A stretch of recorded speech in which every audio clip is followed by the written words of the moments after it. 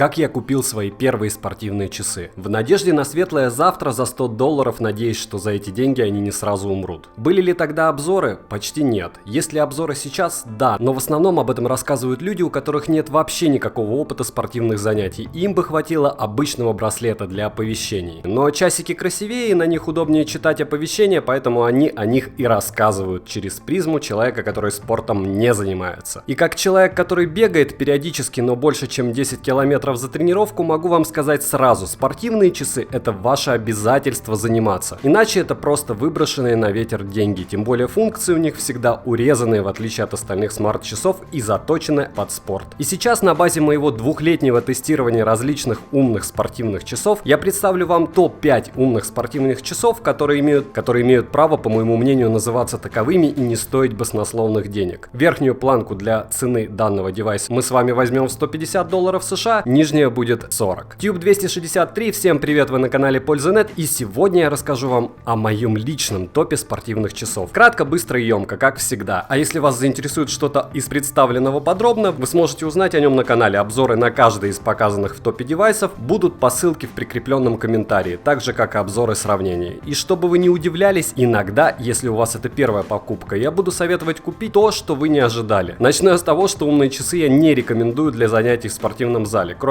первого места, но об этом в конце. Особенно если вы занимаетесь железом. Неудобно это и травмоопасно. Сразу напомню, что сами по себе все умные часы считают у вас пульс методом ППГ при помощи лазерного датчика, который будет плотно прилегать к вашему запястью. Есть некоторые модели без него. Таковая у меня будет одна в обзоре, но в основном они идут с ним. И нет ни одних умных часов, и не нужно себя обманывать, у которых этот датчик будет выдавать столь же корректные результаты, как и нагрудный пульсомер. И да, нагрудные пульсомеры бывают даже для плавания. Еще не забываем, что подсчет давления спортивными часами — это бред, таковых не бывает в природе, во всяком случае работающих. И VO2 Max они, конечно же, считают примерно. Экскурс закончен, уточнения вас ждут в пути. Пятое место в моем топе занимают умные часы Garmin 35 Run Edition. Это самые дешевые часы из линейки Гарминов, могут все, что необходимо бегуну, по моему мнению. У них есть оптический пульсомер, к ним можно присоединить АНТ плюс датчик. АНТ плюс — это протокол передачи данных, и не все устройства его поддерживают. Я сейчас конкретно говорю о нагрудном пульсомере. Конечно, мониторинг сна, калорий и физической активности, но это не самый главный их плюс. Основным плюсом я считаю надежность и возможность пользоваться программным обеспечением Garmin, которое, как вы прекрасно понимаете, просто идеально сбалансировано, так как пилилось в течение нескольких лет. А если вам они не подойдут, Гармины всегда можно без проблем перепродать. Выглядят они, конечно, по-детски. В активном режиме живут всего 13 часов, имеют монохромный дисплей с подсветкой всего на 1,32 дюйма. Две кнопочки. Из того, что нужно знать, у них есть особая функция, называется Move IQ. Она помогает часам со временем определять вид вашей активности и ее отслеживать. И получается, что программа вместе с часами адаптируется под вас. И это работает. Опять же, благодаря выгрузке ваших данных на сервер Гарминов. GPS работает великолепно. И да, чтобы вы были в курсе, отличительная особенность всех умных часов — наличие датчика GPS. Если в умных часах датчика GPS нет, они уже не умные, во всяком случае для меня это точно. Датчик GPS у всех обладает разной точностью, поэтому в некоторых моделях на обзоре я буду делать акцент на условия его использования для получения максимальной точности измерения ваших треков, пути, по которому проходил ваш маршрут бега, или похода, или покатушек. Логично, что они определяют ваш каденс, темп, пульс, среднюю скорость, скорость на километр, да и в принципе больше ничего и не нужно. Конечно, на эти часы могут приходить оповещения, симку в них, конечно же, не вставить. Оповещения приходят от всего, что настроите без проблем, присоединяете по Bluetooth к телефону, и часы вам, соответственно, напоминают обо всем, что приходит на телефон, что у вас настроено в оповещениях. Из минусов: нет клавиши вверх, функция плавания отсутствует, как и защита от воды. Во всяком случае, плавать в них нельзя, брызги они, конечно же, не боятся. Присутствует номинально максимум пот и душ. И довольно ощутимая цена для таких функций в $150 США. С них можно управлять плеером на телефоне или другом сопряженном устройстве. Есть динамик для оповещения, автокруг и автопауза. Конечно, как и любые смарт-часы, могут использоваться без телефона. Какие конкретно в часах есть режимы и все нюансы, начиная от того, что они выходят в различных цветах и размерами, смотрите в моем обзоре на канале. Вот такой вот относительный эконом-класс от Garmin. На четвертом месте идут умные часы Amazfit Pace. Понятно, это Xiaomi, Huami, Amazfit. И на них я не стану особо долго останавливаться, хотя ходил я в них почти год. Они практически копия часов, которые являются у меня вторыми в топе. И мой первый обзор на канале является пусть и нудным, но исчерпывающим про эту модель. Из плюшек в ней 4 гигабайта памяти для выгрузки туда музыки, возможность использовать часы как плеер пульсомер, и да, к ним можно одновременно по голубому зубу подключать наушники и нагрудный пульсомер, все будет работать. В них есть огромный минус, в них нельзя плавать. Я свои вот таким образом утопил, потому что про это ты постоянно забываешь. Ну а с трансфлективного дисплея, который никогда не гаснет, его идеально видно даже на ярком солнечном свете, можно в любых условиях обстановки, хоть ночью, хоть днем, считывать информацию. В наличии также 5 видов подсветки у них. Но как и в прошлых часах, подсчета активности беговые лыжи в этих часах нет. Вот такая вот печаль, помимо плавания. Очень классные стоковые ремешки. Ношу этот ремешок уже второй год уже с другими часами, и он не рвется. Автономность около 5 суток, классная упаковка, русский язык, управление плеером, погода, конечно, нет бесконтактной оплаты, и купить эту радость по распродаже реально за $89 США вместе с доставкой. Кто-то умудрялся покупать и за 50. Выглядит шикарно, GPS-трек не только отслеживается, но и позволяет при желании двигаться по нему, туда можно загружать карты. Хотя не особо это и удобно. Есть встроенная программа тренировок, вся активность, которая остается в часах, можно выгрузить не только в штатную программу Amazfit, но и в Stravу. Конечно же, в них есть оценка вашего VO2 Max и пульсомер. Но особое внимание хочу обратить на то, что во всех часах Xiaomi, Huami, Amazfit, даже при наличии Bluetooth, возможность подключить датчик пульса с АНТ-передачей нет. То есть, проще говоря, от гарминов нагрудные датчики вы к своим часам не подключите. Из известных брендов, что можно подключить к Amazfit, это Polar H7 и H10. Хотя, говорят, можно подключить некоторые китайские за $20. Но те, что я заказывал, мне пока не пришли. Конечно же, на эти часы приходит оповещение, есть возможность ответить с часов или отклонить звонок. Экран у них сенсорный. Ну, главное я рассказал. Третье место у меня занимают умные часы Polar M400. В принципе, основные функции в них есть. И да, я знаю, что это старая модель, но ее реально найти в оговоренную ранее стоимость. И именно в этой модели гонял прошлый сезон неутомимый Йоханнес Бё. Это единственные в моем топе часы, которые не обладают пульсомером ППГ. Но в то же время у них отличный GPS, они очень быстро ловят спутники, и они, в отличие от остальных часов, могут отслеживать такую активность, как беговые лыжи, что более чем актуально в наших северных регионах. И это крайне редкое качество у спортивных часов, во всяком случае в диапазоне до $150 это точно. Плюс их легко можно отремонтировать, и на морозе вы можете их надевать поверх куртки, они не станут у вас врубаться, как те же Amazfit Stratos, которые у меня выключаются стабильно при минус 20 через полчаса, что более чем похвально. А когда аккумулятор умрет, вы сами сможете его спокойно заменить, разбираются они на ура. Да их вообще можно единственные из всех в моем топе заряжать во время бега. Простые, спортивные, достойные, обычно идут вместе с нагрудником, который более чем точно снимает ваш пульс. Кстати, кто не подписан, подписываемся, ставим лайк и колокольчик, и вы автоматом раз в 2 недели можете выиграть Mi Band 3 или Honor Band 4 Run Edition. И на данный момент можно еще выиграть один из фитнес-браслетов Mi Band 4 и умные часы Amazfit Bip. Все условия в описании к видео. На втором месте находится Xiaomi Huami Amazfit Stratos, который делит его с умными часами Amazfit Verge. И вторые Verge пока на китайском, как и Amazfit GTR, это двое умных часов, которые я купил, они еще у меня в пути. Но пока не будет новой прошивки, эти приятные моему сердцу девайсы, которые можно купить в коридоре от 100 до $150 США, а иногда еще дешевле, будут на втором месте, и я о них не буду пока ничего рассказывать. И у Stratos есть версия 2S. Чтобы вы знали, единственное отличие от обычного Stratos это сапфировое стекло и кожаный ремешок в комплекте. И все. У Stratos трансфлективный дисплей. Verge имеет AMOLED дисплей и динамик-пищалку. Stratos считает грибки, а на Verge можно устанавливать просто море программ. У Verge защита от войны IP67, плавать в них нельзя, как программы и какие на них можно установить, у меня есть в отдельном видео. И его новое ПО у Verge просто радует глаз. Автономность у обоих девайсов около 5 дней. У обоих GPS, пульсомер, 4 гига памяти для песен, у Verge еще и для программ Bluetooth и Wi-Fi. Но Stratos по мне больше подходит мужскому полу, а Verge женскому. У меня на канале есть обзор сравнения этих девайсов, как и полные обзоры на каждого из них. Плюс сохранен стрим с ответами на все вопросы по этим девайсам и моему мнению по ним. Учитывая габариты устройств, в зале заниматься будет удобнее Verge, ну и безопаснее. А в Stratos их экран размером значительно больше, плюс виден при любой погоде, виден постоянно, и на бегу по ним намного легче следить за своей динамикой. Первое место, я уверен, что у вас стоит не мой вопрос, почему в обзоре нет умных часов Lemfa за $40, особенно если вам неизвестна техника Amazfit. Так вот, все эти китайские побрякушки, пусть распиаренных, но сомнительных фирм, имеют функции обычно меньше, чем у фитнес-браслетов, а все, что попадалось мне в руки, и не только что было у меня на обзорах от фирмы Lemfa, это реальный хлам. И не смотрите на отзывы на Али по поводу этих товаров, здесь есть одна уловка, которую я расскажу вам на стриме, как их делают, эти отзывы космические. А первое место, разумеется, занимают умные часы Amazfit Bip. Купить можно в коридоре от 40 до $70 США. Здесь кто как умеет искать. Функции у аппарата столько же, сколько и у Mi знаменитых часов. Конечно же, GPS, вибро и пульсомер. Не боятся воды, в них можно плавать, хотя известно очень много